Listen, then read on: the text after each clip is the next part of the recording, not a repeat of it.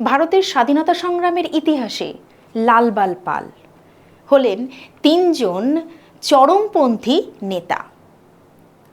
বিংশ শতাব্দীর শুরুতে যখন ব্রিটিশ শাসনের বিরুদ্ধে আপোষহীন সংগ্রামের প্রয়োজন দেখা দেয়, তখন এই তিন নেতাই কিন্তু ভারতের জাতীয় সংগ্রামে অন্যরকম এক মাত্রা যোগ করেছিলেন।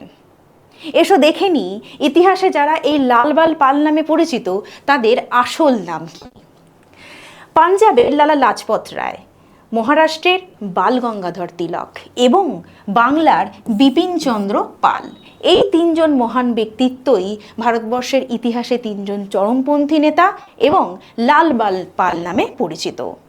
এবার তোমরা আমাকে কমেন্টে লিখে জানাবে সত্যশোধক সমাজের প্রতিষ্ঠাতা কে। অপশানে রয়েছে ডক্টর বি.আর. আম্বেদকর, রয়েছেন ই.ভি.